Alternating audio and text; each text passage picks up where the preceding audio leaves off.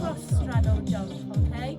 So you're going to jump out, then you're going to cross, so we're crossing over, jump out, cross over with the other leg, okay? So it's just a little jump out, cross it over, whilst you're skipping, okay?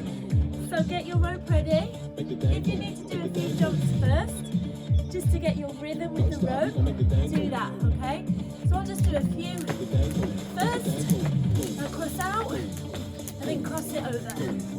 Good, relax your shoulders, just let that rope turn, alternate your leading leg, that you're crossing in front.